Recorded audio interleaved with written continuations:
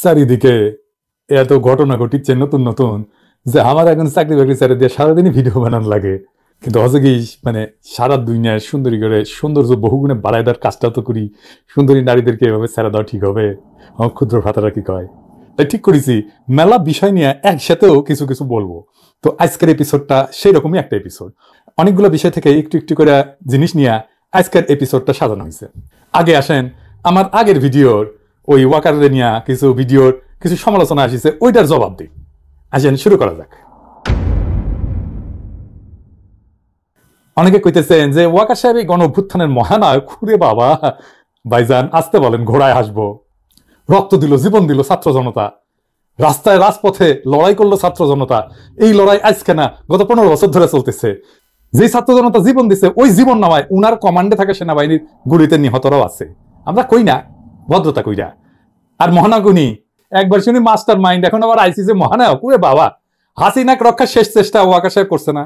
দেখেন কি বলছে শেরপুরে সেনা ক্যাম্প পরিদর্শন শেষে। হাসিনা নাকি সেনাবাহিনীর কাছে সন্তুষ্ট, দেখেন নিজেই করছে। এ সময় পরিস্থিতি নিয়ন্ত্রণে আনতে তিনি সেনাবাহিনীর ভূমিকার প্রশংসা করেন। প্রধানমন্ত্রীও সেনাবাহিনীর ভূমিকায় সন্তুষ্ট বলে জানান তিনি। ইয়া যেভাবে 1971 রাজাকারদের সাথে হাত মিলাইতো না, সেভাবে হাত মিলাইতেছে। পাশে দেখেন পেঙ্গুইন কোট পরা, পাশে দেখেন বক্তৃতা দেওয়ার সময় রয়ের অ্যাসেট মুজিব দাঁড়ায় আছে। সেনাপ্রধান কিছুই করে নাই। সে পারলে হাসিনাকে ক্ষমতায় রাখতো, পারে নাই। কেন পারে নাই? পারে নাই জুনিয়র অফিসার আর সৈনিকদের কারণে। ব্যাপক সংখ্যক জুনিয়র অফিসার এবং সকল সৈনিক গুলি চালাইতে চায় নাই। এই জন্যই ওয়াকার লাইনে আসিছে। এই ক্রেডিট সৈনিক আর জুনিয়র অফিসারদের। যার যেটা ক্রেডিট তারে সেটা দেন, যে ক্রেডিটের যোগ্য না তারে সেটা দিয়েন না। একটা জিনিস কয়ে রাখি, বাংলাদেশের সেনাবাহিনীর সৈনিক, সকল সৈনিক এবং জুনিয়র অফিসাররা সবসময় প্রো পিপল। এই ইকুয়েশনটা মাথায় রেখে তারা সবসময় জনতার আকাঙ্ক্ষার পাশাপাশি থাকবে। সমস্যা সিনিয়র অফিসার জেনারেল গ্রেডে নিয়ে। আমি প্রথম থেকে কয়ে আসতেছি প্রফেসর ইউনূসের দুইটা বিপদ, এক সুপ্পু আর একটা বিপদ ওয়াকার। ওয়াকার নিজেই একটা ক্ষমতা কেন্দ্র হইয়া উঠতেছে, এটা বিপদ, এটা রাষ্ট্রের জন্য বিপদ। এই জিনিসটা যদি না বুঝতে পারেন রাজনীতি নিয়ে আপনার মাথা কামানোর দরকার নেই। রাষ্ট্রের ক্ষমতা কেন্দ্র একটা থাকে, একটা। সে পাল্টা ক্ষমতা কেন্দ্র তৈরি করতেছে যেহেতু তার আন্ডারে ট্রুপস আছে। আমি ওয়াকারের ওই বিকল্প ক্ষমতা কেন্দ্র ভেঙে দিব। আমি চাই সে প্রফেসর ইউনূসের পূর্ণ কমান্ড মাইনা কাজ করুক। সুপ্পু বিদায় নিবে, ওকে বিদায় নিতেই হবে। অনেকেই দাবি তুলিচ্ছে, ছাত্ররাই দাবি তুলিচ্ছে, আমি তো অনেক আগেই কইছি। কিন্তু ওয়াকারের উপরে প্রফেসর ইউনূসের পূর্ণ কমান্ডের জন্য কেউ কাজ করছে না, এই বান্দা ছাড়া। এবার বুঝছেন তো, যারা কইতেছে আমি প্রফেসর ইউনূসের সরকারকে বিপদে ফেলার চেষ্টা করতেছি, তাদের মাথায় যে উন্নত মাদের মোদির সাপ্লাই দেওয়া গোবর আছে, এটা বুঝতে পারছেন তো? আমি প্রফেসর ইউনূসের সরকারের ক্রিটিক করব। এটা আমি উনি যেদিন শপথ নিছে সেই দিনই বলছি। আমি না ধমকাইলে ওনার উপদেষ্টারা কি অগ্নিমূর্তি ধারণ করতেন দেখেন। হাত ভাঙ্গা ভাঙির কথা কইছে না, কইছে না আমরা ইমোশনাল কথা বলি, কইছে না প্রবাসী বাংলাদেশিদের ইলিশ দেয় না। আর কলকাতায় ইলিশ পাঠানোর জন্য সুন্দরী কোটায় ওই উপদেষ্টা হওয়া রেজওয়ানা দেওয়ানা হয়ে গেছে, দেখেন নাই? এগুলোর কাঁচা কুঞ্চি দিয়ে পিটাইলে শান্তি পেতাম। পিনাকি না থাকলে এইগুলা সব ইন্ডিয়ার কাছে পাইতে দিত। কি পাইতে দিত জিগায় না, বুঝে নেন। হাসিনা কইছে 1 মাস টিকবে না প্রফেসর ইউনূসের সরকার, কইছে না? নতুন ফোন কল ফাঁস হইছে না? ইউনূসের কথা শুনে লাফাচ্ছে আর জামাতে ওরা কয়দিন আছে, সামনে 1 মাস থেকে কিনা দেখো। এটা নিয়ে অনেক হাসাহাসি করতেছে, আমি করি না হাসাহাসি। কারণ হাসিনা তার প্রভু ভারত সর্বাত্মক চেষ্টা চালাবে বাংলাদেশের বিপ্লবকে ধ্বংস করতে। পারবে না সেটা অন্য কথা, কিন্তু সে একের পর এক ঝামেলা লাগাই রাখবে। দেখছেন না সমুদ্রে ওই জাহাজের মধ্যে আগুন লাগিচ্ছে। টাইম ম্যাগাজিন কইছে না হাসিনার অপ্রত্যাশিত প্রত্যাবর্তন ঘটতে পারে। এগুলার একেবারে হাওয়ায় উড়াই দেন না। কিভাবে প্রত্যাবর্তন ঘটতে পারে আর কিভাবে এইগুলারে উড়াই দিবেন সেটা নিয়ে আলাপ করি বরং। আসেন এইগুলারে মূল থেকে উৎখাত করার জন্য যা করা দরকার সেটা প্রফেসর ইউনূসের সরকার করতেছে না। এটা আমি কইয়াই যাব, না কইলে প্রফেসর ইউনূস আগে বিপদে পড়বে। আমি পড়বো না, আমি তো থাকি ফ্রান্সে, আমার কিছুই হবে না। কি সাহস হাসিনার, বলে সবাইকে শিক্ষা দিব। দেখেছেন প্রত্যেকের এক একটা শিক্ষা আমি দিয়ে ছাড়বো, আর আমি যেটা বলি আমি তা করি। সাইকোপ্যাথ একটা, এই সাইকোপ্যাথকে ওয়াকার পালায় যেতে দিছে, তাই নাই? ওই রাক্ষসীরা মাইরা পা উপরে মাথা নিচের দিকে ঝুলাই রাখা উচিত ছিল, মুসলিনীকে যেভাবে ঝুলাইছিল। আইকম্যানকে ধরে আনা হয় না আর্জেন্টিনা থেকে, হাসিনাকে কেন ধরে আনা যাবে না ইন্ডিয়া থেকে? কেন প্রফেসর ইউনূসের সরকার ইন্ডিয়ারে কইতেছে না ওরা ফেরত পাঠানোর জন্য? তারা রাজনৈতিক আশ্রয় দেয় নাই ভারত। কোন স্ট্যাটাসে তারা রাখছে তাহলে ইন্ডিয়া? ডিপ্লোম্যাটিক পাসপোর্টে তো 2 মাসের বেশি থাকা যায় না, তাও ডিপ্লোম্যাটিক পাসপোর্ট তো নাই, ওটা নিয়ে নিছে। তো কোন স্ট্যাটাসে রাখছে? ইন্ডিয়ারে জিগাইতে হবে না? ইন্ডিয়ারে ফ্রি হ্যান্ড দিয়ে রাখছে আর ইন্ডিয়া সব শয়তানি করতেছে। বাংলাদেশে এখন কত ইন্ডিয়া প্রেমী আছে আপনি কল্পনা করতে পারবেন না। আমার অবাক ব্যাপার হইতেছে, এদের অনেকে আবার বিএনপির সমর্থক আর কর্মী। বিএনপির আবার একটা প্রগতিশীল অংশ আছে না, প্রগতিশীল বিএনপি। হ্যাঁ, আমারে বলে এক্সট্রিমিস্ট, উগ্র ভারত বিরোধীদের। দেখে আর এইসব আলাপ হয় বিএনপির অ্যাক্টিভিস্টদের ওয়ালে। তাহলে বুঝেন বিএনপি আদতেই ইন্ডিয়ার হেজেমনির বিরুদ্ধে দাঁড়াইতে পারবে কিনা আমার কিন্তু ব্যাপক সন্দেহ আছে। যে ইন্ডিয়া চায় বাংলাদেশে আর যে ক্ষমতায় আসুক বিএনপি জামাত যেন না আসে চায় না। এই ইন্ডিয়ার সাহস আর সমর্থনেই তো হাসিনা এই দুঃশাসন চালাইছিল। এই ইন্ডিয়ায় তো হাসিনার আশ্রয় দিছে। আর এই ইন্ডিয়া তো ইভেন এই গুলি চালানোর লোকও পাঠাইছে, এটা তো চিফ প্রসিকিউটর নিজেই কইছে, তাই না? বিদেশি ভিন দেশি লোকজন আসছে, গুলি চালাইছে, প্রমাণ পাইছে। হাসিনার সব মন্ত্রী পালাইছে কই? ইন্ডিয়ায় তো। আর পিনাকি উগ্র অ্যান্টি ইন্ডিয়া, খোদা আমারে উঠায় নাও, নয়তো দড়ি ফেলাও, বায়া উঠে যাই। বিএনপির কিছু লোকদের ইন্ডিয়া প্রেম দেখে আমি আসলেই শ্রদ্ধা হয়ে যাই। বিএনপি বুঝতে পারতেছে না ইন্ডিয়া ইস্যুটা কেমনে ডিল করবে, কোনো কোহেরেন্ট পলিসি নাই। বিএনপির একটা জিনিস কয়া দিই, ইন্ডিয়া প্রশ্নে আপনারা বিপ্লবী র্যাডিক্যাল অবস্থান নেন, এটা আমার প্রত্যাশা না। আপনারা পারবেন না, যেটা পারবেন না সেটা প্রত্যাশা করে লাভ আছে? জানি আপনাদের সরকার চালাইতে হবে, সেটা অন্য বিষয়। কিন্তু আপনার কর্মীরা, সমর্থকেরা ইন্ডিয়ান হেজিমনির বিরুদ্ধে কণ্ঠস্বরকে ডেমোনাইজ করার পলিসি নাই কেন? এটা কেন আলাপ? এর ফল আপনারাই ভোগ করবেন, আমি না। আপনাদের ইন্ডিয়ার সাথে ডিল করার শক্তি কমে যাবে। ইন্ডিয়ান হেজিমনির বিরুদ্ধে ভয়েসকে দুর্বল করার চেষ্টা করলে আমরা দুর্বল হব না, আপনি দুর্বল হবেন। যাই হোক, হাসিনা ওই যে অপ্রত্যাশিত প্রত্যাবর্তন, এর জন্য কি করছে সেটা না দেখি। হ্যাঁ, আপনারা তো দেখেছেন কিভাবে হিন্দু নির্যাতনের গপ্প ছড়ায় শাহবাগ গরম করেছিল, সেখানে যা যা অভিযোগ নিয়ে মাঠ গরম করেছিল সেগুলো তো ভুয়া ছিল। তাই এই ভিডিওতে পরিষ্কার, এইটা শেয়ার দেখান না সেই ভিডিওটা। আমার কলিগের বাড়িঘর পুড়িয়ে দিয়েছে, 40 বছরের সংসার তছনছ করে দিয়েছে। থানা আমার মেহেরপুর অ্যাড্রেস আমি আপনাকে এখন দিতে পারছি না, আপনি চাইলে আমি সব দিতে পারবো, কোনো সমস্যা নাই। থানাটা ভুলে গেছি এই মুহূর্তে আমার মনে নেই, বাট হচ্ছে গেল আপনি আপনার বাড়ির থানা যদি আপনি ভুলে যান, এই ধরনের রং ইনফরমেশন আমাকে যেতে হবে ওই জায়গায়, আমাকে যেতে হবে। দেখেছেন কি মিছা কথা করছে? হিন্দু সেই যে আওয়ামী গুন্ডারাই মিছিলে যোগ দিচ্ছে, দেখেছেন? এই যে দেখেন, আবার দেখেন বাচ্চাদের দিয়ে মিছা স্টেটমেন্ট দেওয়া হয়েছে। আবার বাপ কয় যে ভুল করেছে আমার পোলা, সমস্যা যা হওয়ার সেটা হয়েছে। এই যে দেখেন ফরাদ জয়, মিরপুর 1-এর আওয়ামী লীগের গুন্ডা, অনেক ছাত্রদের ধরে ধরে পুলিশের কাছে দিছে, পিটাইছে, এমনকি হত্যাও করছে এবং হত্যায় সহায়তা করছে। এখন সে হিন্দু, সে যে বিক্ষোভ করেছে, দেখেছেন? শাহবাগে হিন্দু সম্প্রদায়ের উপরে হিন্দু হওয়ার কারণে কোনো হামলা হয় নাই, একটাও প্রমাণ করতে পারবেন না। যারা হাসিনার দল করতো তাদের উপরে জনতা আক্রমণ করছে, এটা হিন্দু মুসলমান নির্বিশেষে। হিন্দু আওয়ামী লীগেরও পিটন খেয়েছে, মুসলমান আওয়ামী লীগেরও পিটন খেয়েছে। আওয়ামী লীগ হইয়া গুন্ডামি করবেন, পাল্টা মাইর খেললে বলবেন আমি হিন্দু, এটা তো চলবে না রে ভাই। এই শয়তানি আর কতদিন? দুর্গাপূজার প্রতিমা ভাঙা হইতেছে অনেক জায়গায়, কিশোরগঞ্জ, বাকেরগঞ্জ, আপনারা সার্চ দিলে পাবেন। আমি অনেক রিপোর্ট দেখলাম। আমি হিন্দু সম্প্রদায়কে একটা কথা বলি, আপনারা প্রতিমা বানাইতেছেন, উৎসব করবেন, আপনারা প্রতিমা পাহারা দেন না কেন? আপনার ফেলায় চলে যান কেন? রাতে পাহারা দিতে আসলে 3টার সময় ঘুমায় যান কেন? আর ওই সময় এসে ভেঙে যায়। এমন না যে আপনাদের তারা এরিয়া মন্দির থেকে ওই সবার সামনে ভাঙতেছে, তা তো না। লুকায় লুকায় থাকতেছে, লুকায় লুকায় ভাঙতেছে। আপনারা যখন অসতর্ক তখন এসে ভাঙতেছে। তার মানে আপনারা কখন অসতর্ক সেটার খোঁজ রাখতেছে তারা, বুঝছেন তো? ওদের ইন্টেলিজেন্স আছে। যেই দেশে ব্রিগেডিয়ার জেনারেল আর্মির পোশাক পরে ডাকাতি করে, ওই দেশে সতর্কতা লাগে, একটু বেশি সতর্কতা লাগে। আর দেশে তো এখন একটা অস্বাভাবিক পরিস্থিতি বিরাজ করতেছে, তাই না? পুলিশ নাই, এটা সরকার পরিবর্তন হয়েছে, এটা বিপ্লব হয়েছে, এতগুলো মানুষ মারা গেছে, মানুষের মনে ট্রমা, কোথাও কোনো ল অ্যান্ড অর্ডার নাই, সরকার গুছায় বসতে সময় লাগতেছে। আপনারা যে অরক্ষিত রাখতেছেন প্রতিমাকে, এর দায় কার? ইন্ডিয়া তো দেখাইতে চায় বাংলাদেশে হিন্দুরা নিরাপদে পূজা করতে পারে না। দেখেন ইন্ডিয়া মিডিয়া কি বলা হইতেছে হিন্দুরা শঙ্কার মধ্যে পূজা করতেছে। আবার দেখেন ভারতের আলো, মানে প্রথম আলো কি চাপাইতেছে, দেখেছেন? প্রথম আলো। মোদি ভাই আপনার কলে খবর আছে, মোদি ভাই আপনি তো বুঝিচ্ছেন না, বুঝছেন? আপনি ইন্ডিয়ান এজেন্ডা চালাই যাচ্ছেন, যতই করি নিষেধ করি ততই আপনি চালাই যাচ্ছেন, ছাড়িচ্ছেন না, তাই না? প্রথম আলো কলে আলো দিয়া আরো আলো করে দেওয়া হবে, বুঝছাও মতি ভাই? বেশি আলো দেওয়া হবে কিন্তু, প্রথম আলো বেশি আলো দেওয়া হবে কিন্তু। মশাল মিছিল নিয়ে যায়, যদি ঠাসি না খান এখনো। এইগুলো কারা ভাঙিচ্ছে? এগুলো এজেন্সি ভাঙিচ্ছে। আমি সে আলাপে আসতেছি, কিন্তু হিন্দু সম্প্রদায়কে কইতেছি আপনারা স্বাভাবিক নিরাপত্তার ব্যবস্থা করবেন, কোনো আলাদা কিছু করতে হবে না। এজেন্সি নাশকতার চেষ্টা করতে পারে, এই সম্ভাবনা আছে। সেনাবাহিনী সতর্ক থাকলে কিছু হবে না। আর একটা বিশেষ সময়, যে সময় ভিন্ন একটা দেশ, সেই দেশের মদতপৃষ্ট পতিত ক্রিমিনাল রাজনৈতিক দল, আর সেই দলের রেখা যাওয়া দুর্বৃত্ত গোয়েন্দা সংস্থার শয়তানি চেষ্টা থাকবে, সেই শয়তানি চেষ্টা রুখে দেওয়া সম্ভব তখনই সম্ভব যখন আপনি আপনার শত্রুকে ঠিক মতো চিনতে পারবেন। যখন আপনি চিনবেন আওয়ামী লীগের ভারত আপনার প্রকৃত শত্রু, যারা আপনাদেরকে দাবার ঘুঁটি হিসেবে ব্যবহার করে, সেই দিনই আপনি মুক্তি পাইবেন, সেই দিনই আপনি নিরাপদ হইবেন, সেদিনই আপনি নিরাপত্তা পাইবেন। এটা বুঝলেন? এবার আসেন কালো পতাকা নিয়ে আলাপ করি।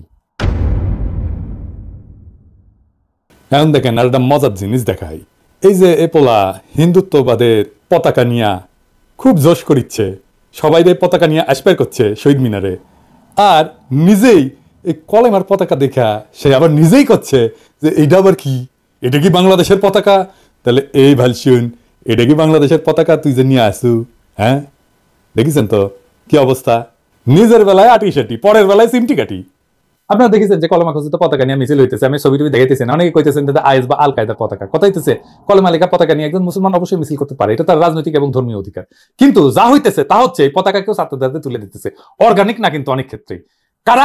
প্রাথমিক তদন্তে জানা গেছে যে ছাত্রলীগের অনেক প্রোফাইল কলেমা প্রোফাইল হয়ে গেছে, এরাই এই কাজের পিছনে জড়িত। দেখেন ছাত্রলীগ ভাইরাল হয়ে গেল, মসজিদে গিয়ে মুসল্লিদের পিটানো, আবার মুসল্লিদের দাড়ি টেনে সেরার পরে এরা পথে আসিছে। আলহামদুলিল্লাহ ছাত্রলীগের এই কাজের পরে দেখেন ব্লুমবার্গে কি কইতেছে, বাংলাদেশে ইসলাম পন্থার উত্থান হইতেছে। খেলাটা বুঝতেছেন? আমারে হেফাজতের নেতা একটা মেসেজ পাঠাইছেন, কয়ে রাখি এই নেতা ফ্যাসি বিরোধী লড়াইয়ে ঝুঁকি নিয়ে দারুণ ভূমিকা রাখছেন। মাদ্রাসার ছাত্রদের অংশ নেওয়ার ক্ষেত্রে ওনার ভূমিকা ছিল খুব ক্রুশিয়াল। আমি কইলাম না, চিনে ফেলবেন, একজন খুবই সম্মানিত আলেম। উনি আমারে লিখছেন, আমি হুবহু পড়তেছি। প্রফেসর ইউনূসের এটাকে শোনাবেন কেউ? হাসিনার জামানায় আলেমদের নিয়ন্ত্রণ করতে এনএসআই এর যারা যেসব আলেমদের সাথে সংযোগ স্থাপন করেছিল, সেই অফিসাররাই এখন সেসব আলেমদের শক্তি সঞ্চয় করতে উৎসাহ যোগাচ্ছে। তারা বলতে চাচ্ছে এখনই সুযোগ আপনাদের দাবি আদায় করে নেওয়ার, আপনারা মাঠে দাবি তুলুন, আমরা সরাসরি শীর্ষস্তরে পৌঁছায় দেব এবং আপনাদের পক্ষে কাজ করব। আমরাও চাই আলেম ওলামারা বিভিন্ন গুরুত্বপূর্ণ দায়িত্বে যাক, দেশ পরিচালনায় তাদেরও ভূমিকা থাকুক। আমরা সুপারিশ করেই না আফম খালেদ সাহেবকে ধর্ম উপদেষ্টা করছি, আপনারা দাবি তোলায় আমরা বলেই শিক্ষা সংস্কার কমিটি বাতিল করছি।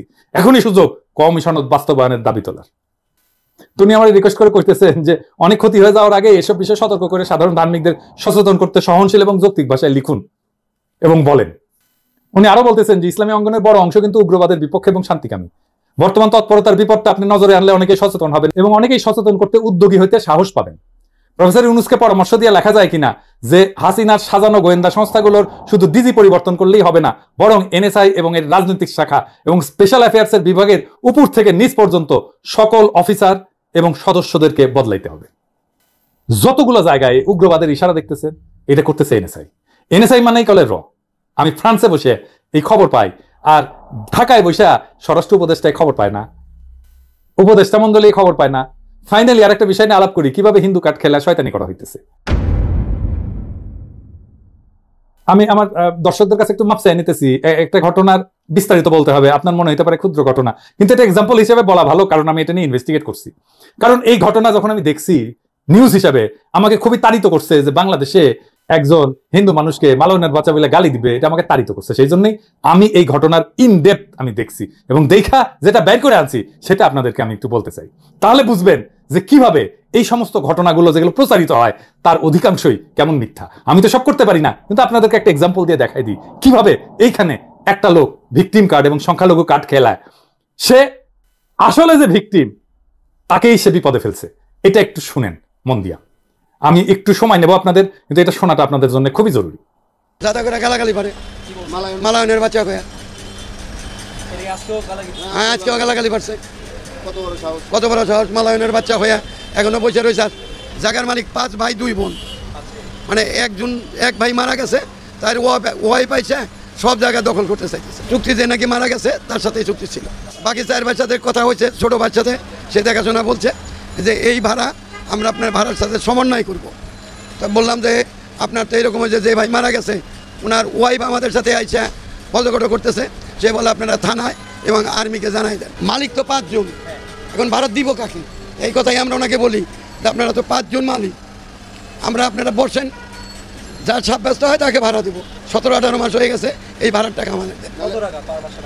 পার মাসে ভাড়া 40,000 টাকা ডিটেল লেখা, কিন্তু ভাড়া আরো বেশি। এই নিউজটা আপনারা দেখেছেন, আমি কলে দেখেছি, একবার না বেশ কয়েকবার, আর বোঝার চেষ্টা করেছি যে সাংবাদিক সাহেব কি বোঝাবার চাইছেন, আপনারা কি বুঝেছেন। আমি কিন্তু বরাবরই বুঝে ফেলেছি, সাংবাদিক সাহেব বুঝে চাইছেন যে ভাড়াটিয়া সুনীল বাবুকে মালিক পক্ষের গুন্ডারা আসিয়া মালায়নের বাচ্চা বলিয়া গালি দিচ্ছেন এবং সেই সাথে এখনো দোকান সারেস নাই বলিয়া হুমকি দিচ্ছে, তাই না? এটা কলে সরাই ফেলছে চ্যানেল আই, কিন্তু এই ভিডিওটা ছিল। তো এটা তো মহা একটা অন্যায় কাজ, এটা তো বলার অপেক্ষা রাখে না, তাই না?